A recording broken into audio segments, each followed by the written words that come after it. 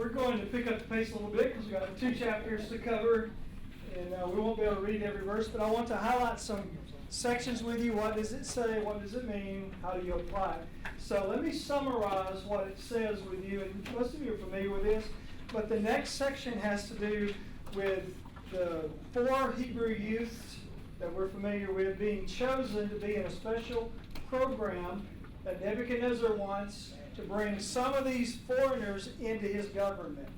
And he wants the cream of the crop. He wants the very best young people. And so he has a 3-year internship where they are trained, and then he's going to interview them at the end of the 3 years. And we're going to see at the end of the chapter that God promotes these 4 famous young people that we'll see in this chapter and the subsequent chapters. So that's the next section. They're in the program, and then they immediately have a problem. Verse number 5 says that the daily provision was of the king's meat and of the wine which he drank. So the same food that was provided for the king is also provided for these young people in this program.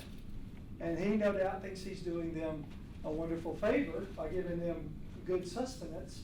But for a Jew, that was a problem. They could not eat food that was not kosher or that was not according to the law, and they couldn't drink the wine. So immediately Daniel says, I can't do this. He doesn't vacillate. And he says, because he had purpose in his heart, he would not defile himself. He tells Ashpenaz and Melzar, I need to eat vegetables. In fact, that's one thing I wanted you to mark in verse 12. If you have the word pulse, as King James does, you can either put vegetables or more specifically peas, beans, lentils. Peas, beans, lentils. So instead of the king's meat and the king's wine, he said, we just want some vegetables. We just want some simple food. And that would not violate their law. And when we get to our handout, we will talk about why the food would have violated what might have been the problem with it. But that's enough for here. Then the names are changed, verses 6 through 7. They have their Hebrew names, and each one of those Hebrew names is in honor of God. And their names are changed to names that honor pagan gods. So that's a part of the reprogramming of these young people. They are used to believing in God and thinking about Jehovah. Now they're going to go by names. But what's going to be interesting when we go through the book is that Daniel never gives up his name. He's writing the book, and he still refers to himself as Daniel all the way through. And sometimes it will say Daniel, which is called Belteshazzar. But he always includes, and whenever he talks to the young men, in this chapter, I think it's verse 18, and asks them to pray, he uses their Hebrew names, not their Jewish names. We'll talk about what those names mean when we get to the handout, but that's that section. Then verse 8 is the key verse of the book. I'm not going to defile myself. And then Daniel even comes up with a trial. He said, well, tell you what, they were afraid in verse 10. What if your face looks worse than the others? Well, it's going to get me in trouble, the steward says. And so Daniel says, well, tell you what, give us 10 days. Feed us this, and then you look at our faces. And if we look worse, or if we look better. And at the end of 10 days, they look better. They were fatter. They were clearer. Now, the Babylonians thought that this rich diet would make their wit quicker and make their appearance better. It wasn't the case, especially since God was promoting these young people. So they do the 10 days, and then he's convinced. He says, okay, we'll give you vegetables. That's what he does for the rest of the 3-year period. Let's drop down to verse 19 and see at the end of the 3 years they come into before Nebuchadnezzar. And Nebuchadnezzar doesn't assign this to someone else. He does it personally. And it says that he communed.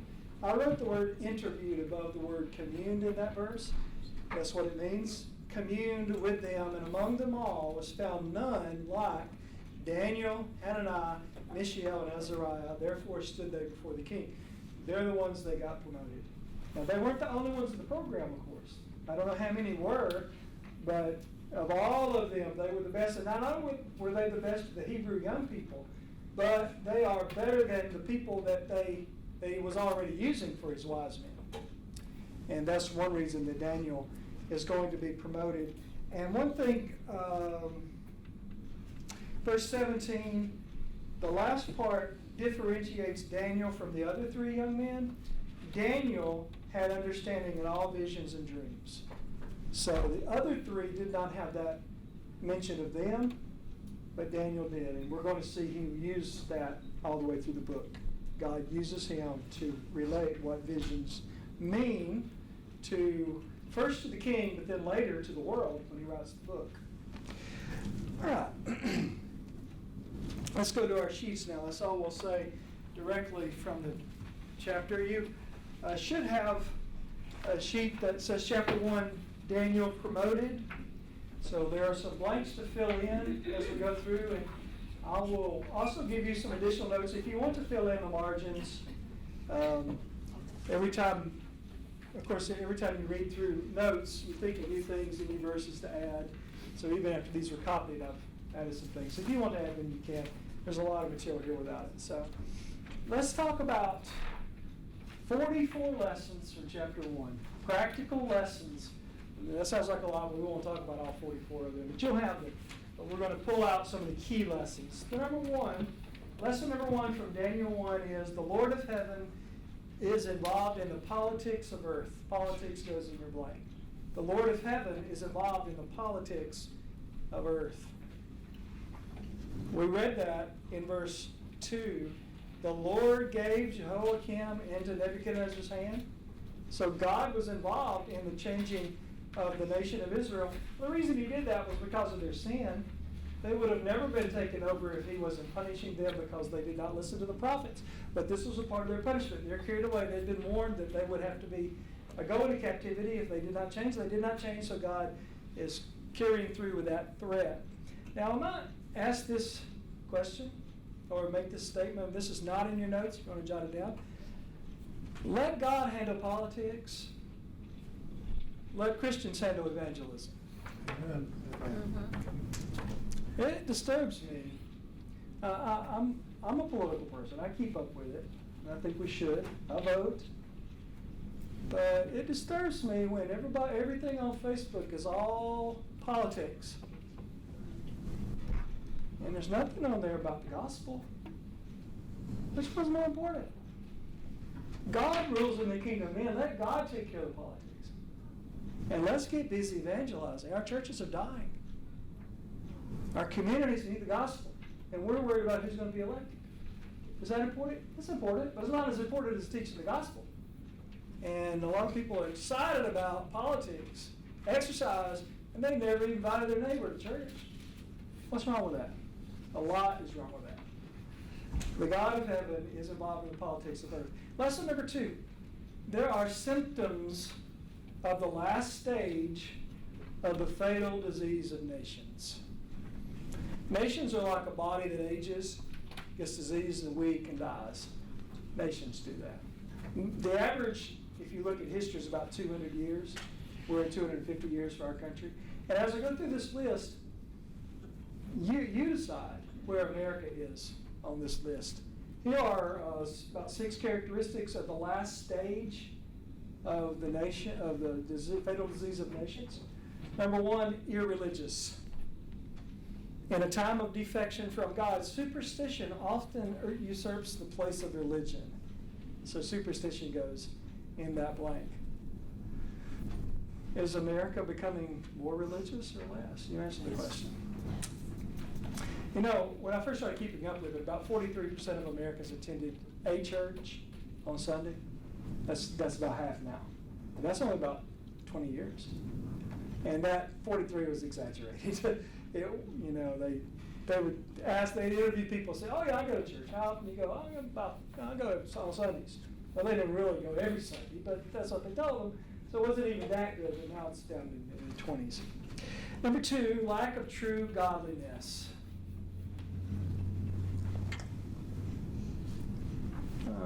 I'd like to discuss these, but I'm not. Number 3, no fear of God. You know, our Congress, Struck God, you see that? Immorality? Any unfaithful husbands and wives in your community, you think? Any sexually promiscuous young people growing up in our communities? Deceit. Can you trust people with their word? Some people. But you better get it in writing. That might not be good enough. Covetous. Summer home, winter home, vacation in Rome. Pride and luxury.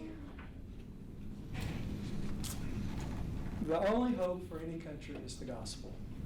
Amen. What would have saved Sodom and Gomorrah? Salt. God. There wasn't enough salt in there to preserve them. And thankfully, God is letting us continue. We have an opportunity to freely preach the gospel.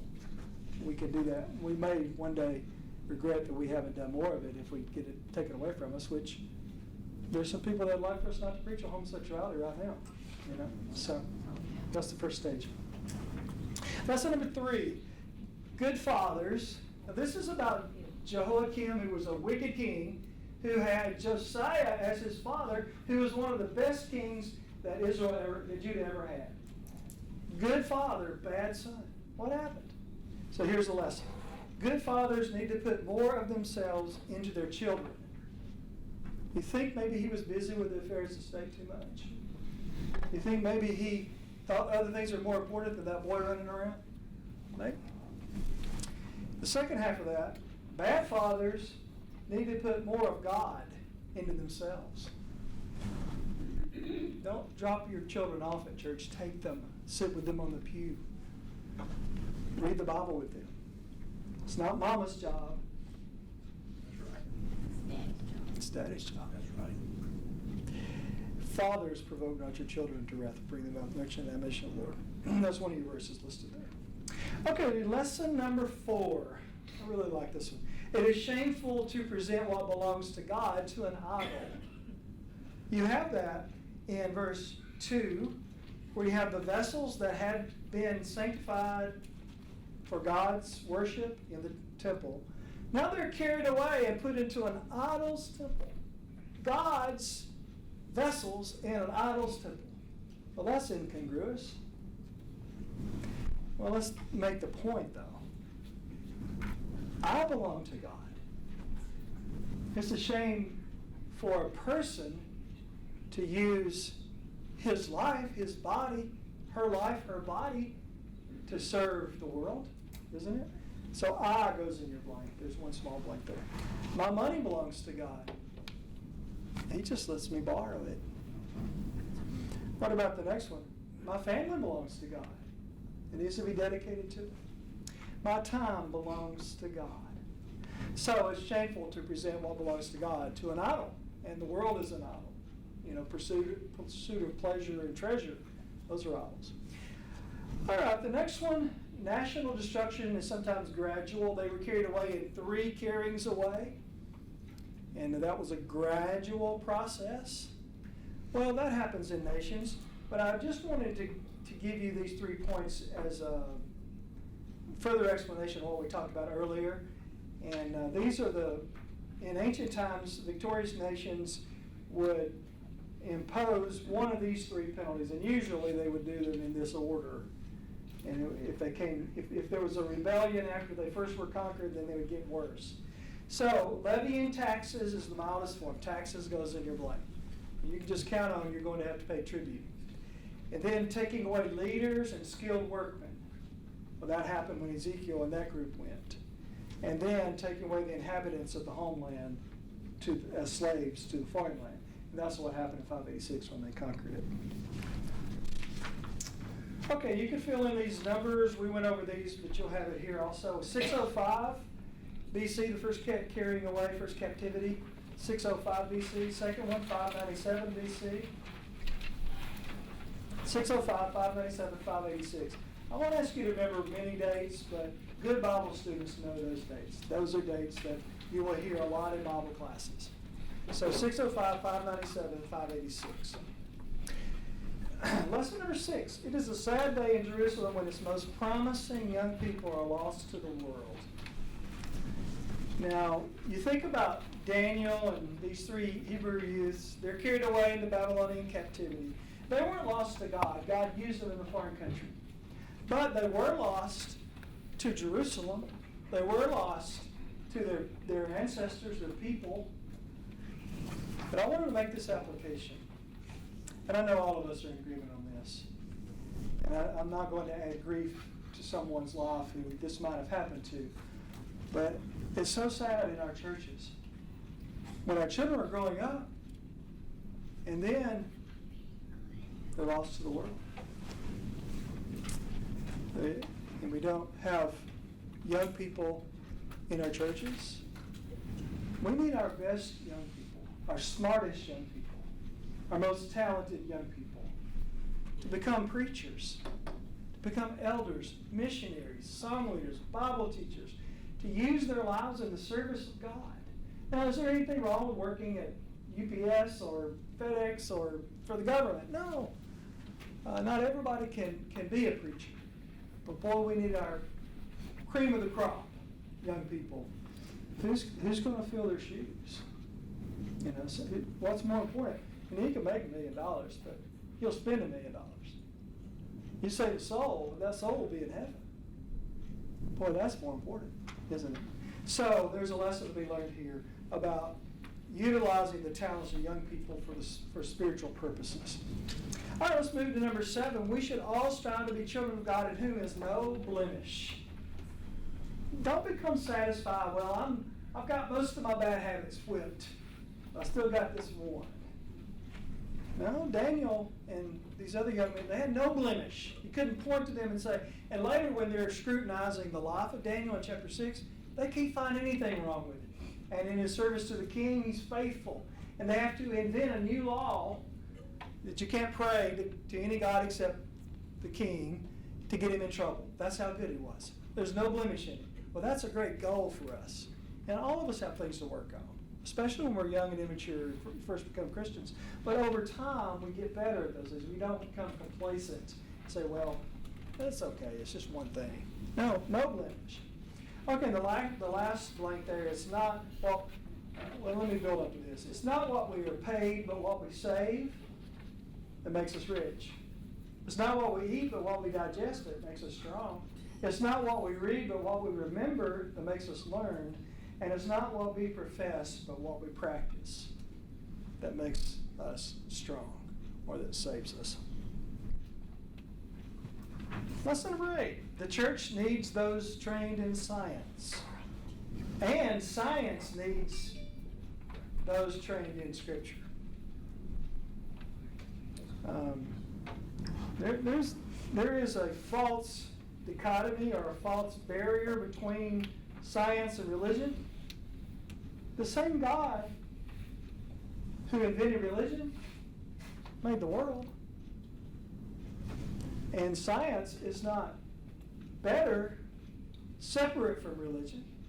It's better with the truth that God has revealed, helping to understand his natural world.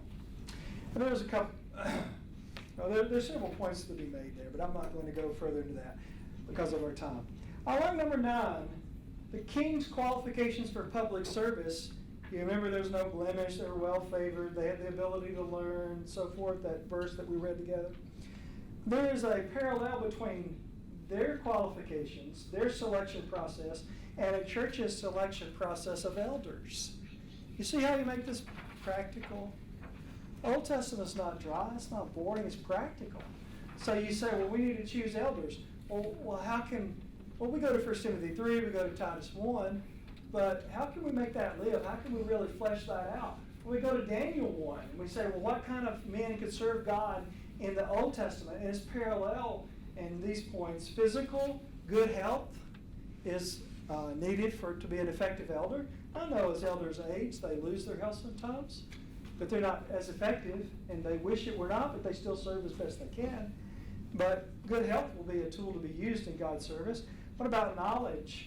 Well, knowledge of Scripture is essential to being an elder, but other knowledge is helpful to be an elder. If you know how to work on cars, or you know how to build a deck, or you know how, anything you know you can use to help people. as an elder, especially people skills. Ability. Elders need to be resourceful and have strength of character to lead a diverse flock. Attitude. These have to be teachable. Now, you could be a very talented person, but if you know it all, or you think you know it all, you're not going to grow. These football players that are 5-star football players in high school, they've been given everything, and they've been bragged on all this, and then they get to college, and they're just one of the guys then. And I've noticed that sometimes those five-star guys transfer out. They can't take the coaching. And a lot of times they won't even have a pro career. You take another young man that comes in, and he's hungry to learn to get better. He's going to improve those 4 years. He'll probably have a professional career. So it is with elders. Elders that are appointed, they have a lot to learn, but they're willing to learn, and they're going to grow, and they'll be more effective as the years pass. Okay, the next one, not going to, let's see, God, the next blank, God can use Christians in powerful positions to assist his purposes. Leaders must not compromise their faith. I'm talking about leaders in government. We know, those of us who go to P2P, we know those who work in state governments, but they haven't compromised their faith to do it. And that they can be used for God and for good, but there's a pressure to compromise, and it would not be worth losing one's soul to have power on earth. So it takes strength of character. All right, lesson number 11. I love to preach to young people from Luke 2 about Jesus as a boy, and he increased in wisdom and stature and favor with God and man. And I noticed in studying chapter 1 that you have the same areas in these young men's lives. Because these are the 4 areas that all parents and grandparents ought to emphasize in their children, and really in our own lives, even after we've matured. But you think about these 4 areas. Let me give you the blanks, and then I'll just discuss it a little bit. Wisdom is the first blank under that one. And the next one having to do with personality and how Christianity is more contagious if it's joyful. No one was ever converted to Judaism by the Wailing Wall. Who wants to be a part of a religion that makes you sad? But Christianity makes us glad. So those are your blanks. But let me just mention these. We have some young people in here. Some parents, all of us love young people. So there is the grew in stature. That's physical development. Team sports is one way to develop. Make sure not to compromise church services because of team sports, and that's a challenge in our society. But then you also have wisdom. That's intellectually, do well in school. Don't make a C if you can make an A. You might not be popular with your buddies to be one of the nerds or be smart, but would Jesus make a worse grade than he's qualified to make? No. And favor with God, that's spiritually, and that's the one that's most often left out. Make sure they do well on the team. We want to get the scholarship. Make sure they get the grades. Can't get in college unless you get the grades. We need a scholarship for that too. Sunday morning, you can sleep in. No, that's the most important one. And then socially, favor with man. So develop your social skills. Be able to communicate with people of different ages. If an adult talks to you, look them in the face and answer their questions. Don't duck your head and act like you don't know words. Somebody your own age, well, interact with them differently than you would your grandparents. There's those social skills. Dates, that's a different arena. So you develop in all those areas. All right, we move on to the next one. We'll skip down to lesson 14. This is a positive point that needs to be made in our churches. Children deprived of parents. Does that happen much? It happens all the time. Why does it happen? Drugs, divorce, desertion. I don't know how many churches are represented in here. I don't know about your situation. But I could pretty much tell you what it's like where you are, because it's like that everywhere I go. You got kids that are being raised by their grandparents and by friends. Single moms. A lot of single moms.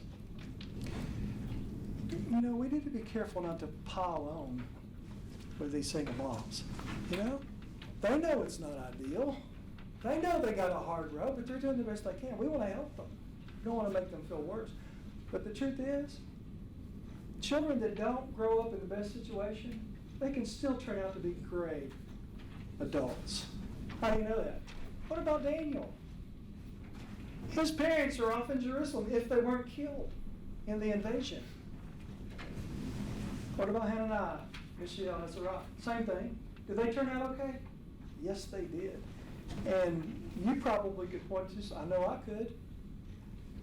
A young man just texted me a few minutes ago. Grew up in a bad situation. We got involved in his life, and he's a preacher of the gospel now. Had no dad. Mom, you know, but he's a faithful Christian. All of us know stories like that. Most of us are involved in stories like that. So tell the young people, give them hope. Give them a goal to aspire to. You know, you didn't create this situation, but you outlived it. You outgrew it. So that's the lesson. We'll go to the next one. Lesson 15. Speaking of young people, the Jacksonville church where I preached for 25 years has a student ministry. Jacksonville State University we're the closest church to the university, church building. So we always had a lot of young people, still do. And a lot of Georgia people come to school at Jacksonville State. So we have a lot of Georgians in our college program. So I've always had an interest in college students. It's a challenge for them on a worldly campus. It is a challenge, but they're some of the most faithful in our congregation because their parents trained them right. And they come and they get involved and they lead singing and they teach Bible classes and they have devotionals. There are some fine, and there are others though, that we see them the first Sunday of the semester, and that's the last time we ever see them. Except Parents' Day. And they want us to act like we know who they are.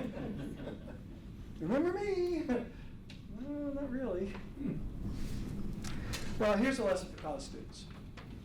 And these 4 young men are a great example of how to handle that stage of life because they were the same age. They're probably about 17. And then 3 years, 17 to 20. So it's about the same college years. So here are these points. Do not be intimidated. You know, Daniel just spoke right up and said, I can't eat that. Well, sometimes you just got to speak right up and say, I don't do that.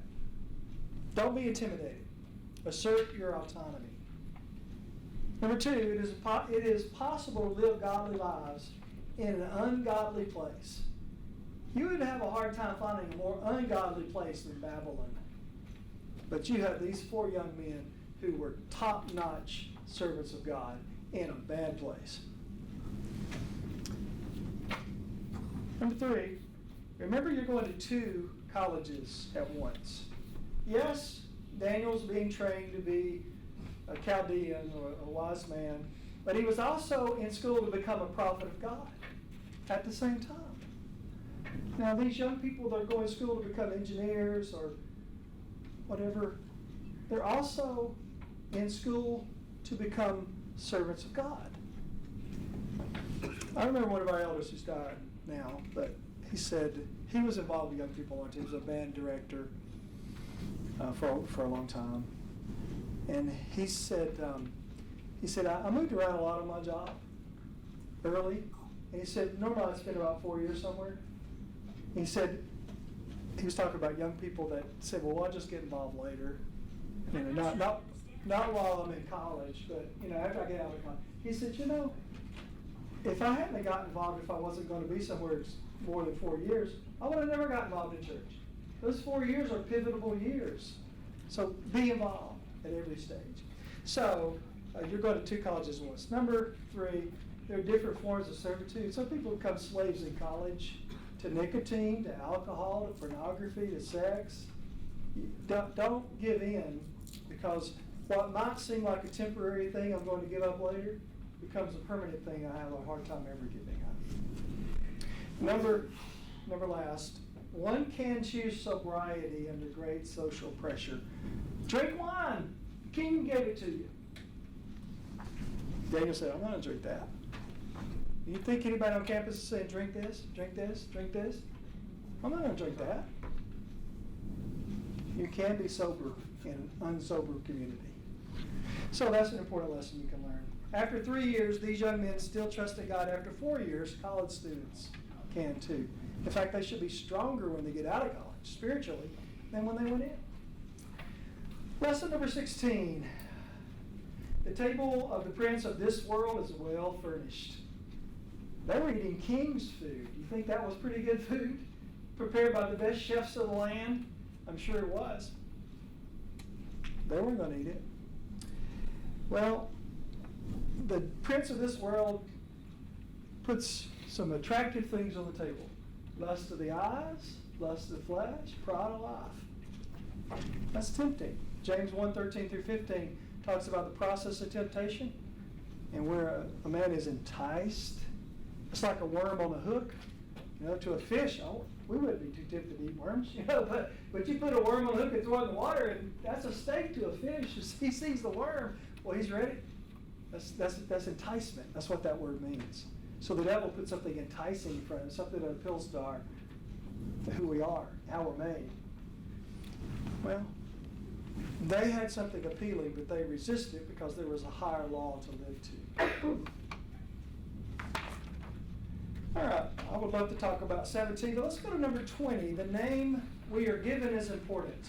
This isn't from the section where their names were changed from Hebrew names to pagan names, verses 7 and 8. So the names we are given is important. Mine is a little different than yours, so anytime you're confused when I say something, you've got the newer copy, mine's old. So just raise your hand and say, I don't know where you are, and I'll figure it out. Here's the point. Do you see the one that says the name we are given is important? Yes. The one we make is more important. 3/4 down the page.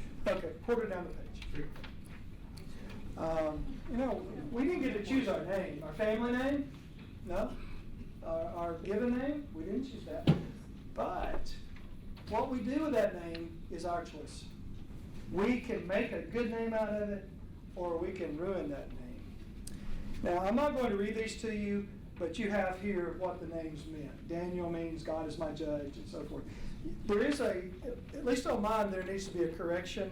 It should say Belteshazzar and not Belshazzar. Those are similar, but Belteshazzar, so add a T-E between L and S. Belteshazzar. Belshazzar was the king of Babylon, the last king. Belteshazzar was the new name for Daniel. So you make that correction. So you have all the names and what they mean there in that section. Drop down to verse 21. This is how you make this point live in a sermon or to a Bible class. Babylonian gods are still popular. You do the research on what those gods meant, what they were the god of. Treasure, approval, pleasure, and Satan. Well, what are people chasing today? Treasure, approval, pleasure, Satan. They're serving Satan. Things haven't changed, have they? You're talking about 3,000 years ago, but still Satan.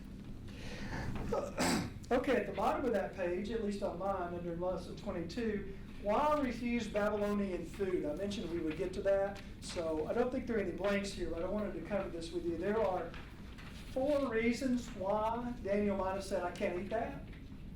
Well, what were they? Number 1, everybody see where we are? You see that? Okay. Number 1, unclean foods. They would eat catfish and barbecue, for instance. Right. But Jews couldn't eat pig and fish that didn't have scales, right? They'd eat other stuff.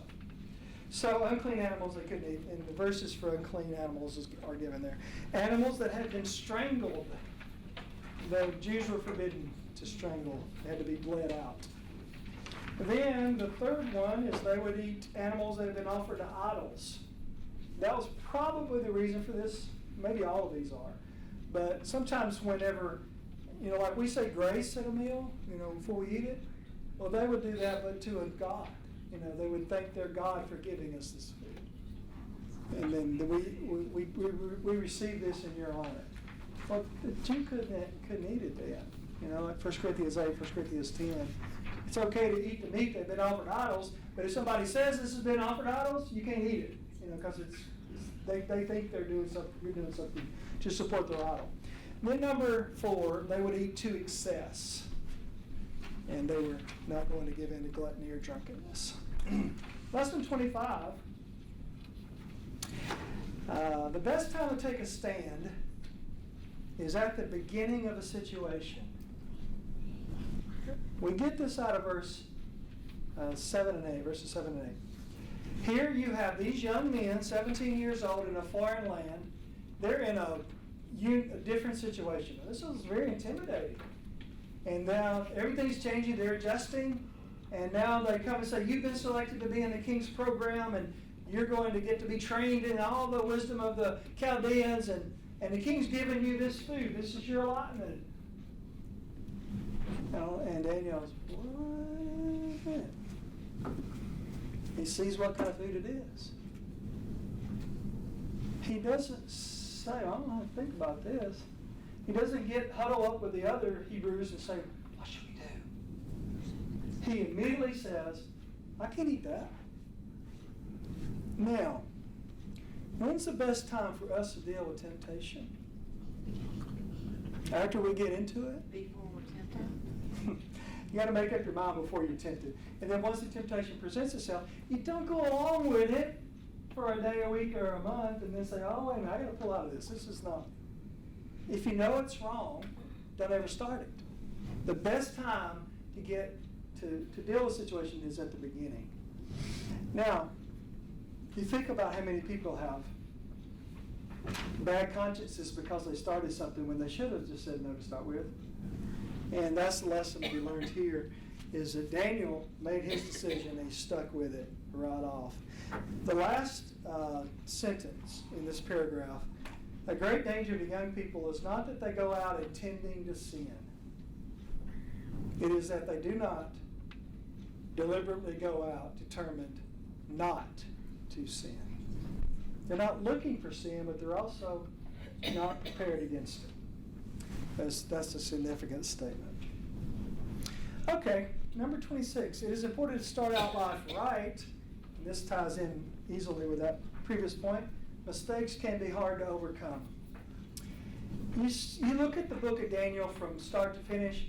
Daniel's about 17 years old in chapter 1. He will be 100 years old when we get to the end of the book. That's a long life, isn't it? That goes in your blank, incidentally. He'll live close to 100 years. Now, because Daniel resisted temptation when he was 17, he would never have a regret till he was 100 years old. Did you know that there are 2 characters in the Old Testament that there's no sin listed, that you have a body of material about? He's one of them. Well, what sin did Abraham commit? He lied. What sin did David commit? He committed adultery. What sin did Moses commit? He smoked the rock. What sin did Daniel commit? Come on. We don't know. Did he sin? Yes, we know he sinned. All men sinned. There's no record of it. Who's the other one? Joseph. There are 13 chapters and no sins with Joseph. Chapter 37 and 50 Genesis. It's a lot of life and not one sin. He's the type of Christ of that. Not that he never sinned, but that there's no record. Jesus, of course, never sinned, but he's a type of Christ in that. And so is Daniel, for that matter. All right. I think this point can be made to our young people in a very positive and practical way, to say, I tell people, for instance, girls who are getting married, and they say, well, it's my wedding day. I want to wear a dress that shows off my figure. I want to, all the dresses are just not really modest. You know what I tell them? That's the most important day of your life, to be modest. Because there'll be more pictures taken of you today than any other day. And you know who's supposed to see those pictures one day? Your children. When you're trying to teach your teenage daughter that she needs to be modest, and that picture is hanging on the wall, you're going to have a hard time convincing her. No exceptions. Even when you're young, be faithful. And then you have no regrets. Well, there's a good discussion there of heredity and environment, and this Interesting, we won't be able to do that, but you could put, to discuss that, you could put, in the next blank, Paul said evil communications corrupt good manners, 1 Corinthians 15:33. So, the world says that a person is the sum total of his circumstances. That's not true. We are the sum total of our decisions. Now that's shortchanging us to say that something else is controlling who we are, what we become. We are the sum total of the decisions that we make. You don't have a blank for that, but it is in your notes. All right, lesson 27. Am I going too fast, everybody? No, you're good. Okay, let's keep going. 27. We won't have 44 lessons incidentally on all the chapters, so it won't be like, some of them are shorter. And I did fewer blanks. I learned after a while. Fewer blanks are probably better. Lesson 27, a sermon for young people. Dare to be a Daniel. You got a youth event at your congregation, here's a good sermon for that Sunday night. Here are your 6 points. Choose a good goal early in life. Daniel purposed in his heart that he would not sin against God. He didn't wait till he was 25 to make that goal. He had set that goal when he was a teenager.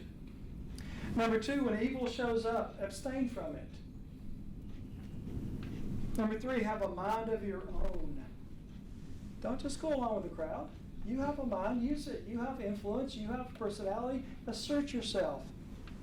Number 3, remember the road to greatness goes through the gate of self-denial. Daniel said, I'm not going to eat that. Would it have tasted good? Yeah. He said, I just want to eat the vegetables. Self-denial. Next, preserve your self-respect. We just talked about that. Next, Daniel chose to follow his conscience over his appetite. And last, Daniel displeased those who favored him. Now, they weren't being mean to Daniel at this point, were they? They were trying to be good to him. They say, we got food for you. Well, he could have been starving as a servant. We're going to train you in the best education that money can buy in Babylon. They were being good to him. But he was willing to displease those who favored him because God favored him more. Who had blessed him more, the Babylonians or the God of heaven? Well, which one, if you got to disappoint one or the other, which one? Disappoint the Babylonians, please God. That's Galatians 1:10. What's your verse there? Lesson 28, the soul is a castle with but one key, possessed by its owner. That's a memorable way, I hope, of saying that you are autonomous. You make your own choices. Nobody else can make choices for you. You make your choices. So your castle has a key, and you're the only one that has that key. Number 29, Daniel was religious, far from home. Sometimes people go to college a long way away from home. It doesn't change where God is. It's just as close to heaven from this side of the world as the other side of the world.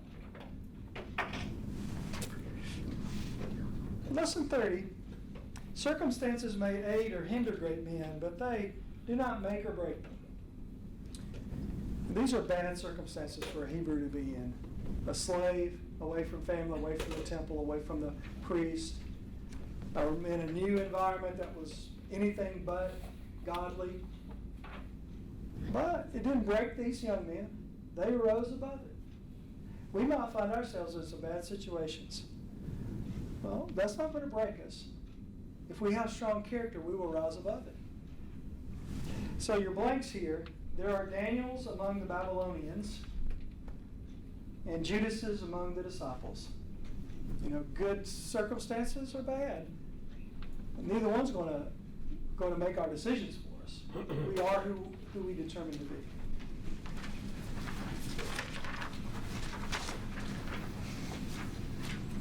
All right, there's a list on 32 of some excuses that they could have made, but they did not make. We're not going to discuss that, but that could be a sermon by itself. Let's move on then to number 34. Joseph and Daniel make a striking comparison. We mentioned those two, and the last bullet here is what I just mentioned a moment ago. But they were both captives in their youth. They both rose to high circumstances and so forth. All right, lesson 36. It is wise to test servants before trusting servants. I think about deacons. You know, your congregation is about appointing new deacons. Who do you choose? Well, he's the son of a prominent member. Let's get him. Or he's the most likable, fun-loving guy in the whole church, won't you? Well, they might both be very qualified. That doesn't disqualify them. But how do you know if they're going to be good deacons?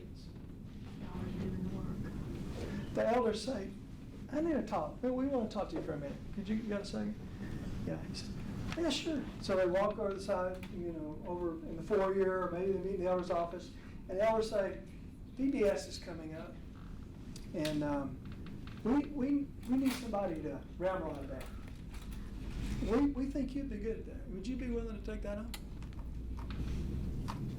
Now his answer to that is going to tell you something, but then how he does with it will tell you something else. And he'll say, I'm honored that you asked me. I'll do my best. And then he says, what's my budget? He says, do you have the teachers already? He starts asking questions, gathering the information, and then he goes out and does it. Well, if he does a good job, you say, well, that man's going to make a good deacon for us. Take another man. He seems promising. Same scenario. And he said, yeah, I'll do it. And then nothing happens. And it's only 2 weeks to VBS, no announcements have been made. And you say, well, do we have a teacher? Well, I talked to a couple people already. Have you got the material ordered? Oh, I forgot about that. What do you know? He's not going to be a good deacon. He failed the test. So, tests are good. 1 Timothy 3:10. Lesson 37, Daniel wisely avoided wine. I don't know that we've made the copy of the appendix, but I got a whole sermon on alcohol. And that sermon needs to be preached. I was preaching in an area-wide meeting. I won't tell you the state. Area-wide, there was a whole city that came together and rented an arena, a conference area. And the sermon wasn't on alcohol. It was on the second coming of Christ. But there was one point in it about alcohol. And when you got, it's like 1,000 people, 1,200 people. And you could have heard a pin drop when I started talking about drinking. You know what that tells us who are preachers? We are connecting. They're listening. Now, you don't get that in every sermon. You certainly don't get it all the time in any sermon. If people are moving around, maybe it's crying, but boy, when it gets real quiet, you've really connected. What did that tell me? That told me that we need to be preaching on alcohol. We got people that are being tempted in doing it. You know where most young people get their first drink? Out of the refrigerator at home. Well, that appendix will have all the scriptures. I won't take time on. I'd love to preach that sermon, but we won't. We'll go to the next one. So let's finish this. We got 3 minutes. We'll finish this sheet. We'll come back and do chapter 2. Lesson 40, God wants to be involved in the training of your child. Did you know God is interested in your babies? Isn't that comforting? We get that from verse 17. Schools can make them learned men, but only God can make them wise men. Lesson 41, over time, do not become naturalized into the world. Naturalized, like a naturalized citizen. Here's someone who wasn't born in our country, not a citizen. But over time, they study the material, they pass all the health exams, whatever is involved, they take the test, pass, and then the judge announces that they are naturalized citizens. What does it mean in this context? It means that it's possible to be a citizen of the kingdom of heaven and to be naturalized back into the world. A little at a time, I become more and more like the world. I become acclimated to it. I learn its ways, and before long, the devil said, "You're over here with me now. Don't do that." Christians are trying to convert the world to the church. Satan is trying to convert the church to the world. And doing a pretty good job of it in some places. isn't he? Other places, he is being kicked in the teeth, because you have good elders, good preachers, good families that are standing strong as lights in a dark community. All right, that's our, all of that handout. We'll take our break, and I think there'll be some snacks maybe, either this, probably this break, we'll get those out. So, we'll How take, you gonna take out? 10 or 12 minutes.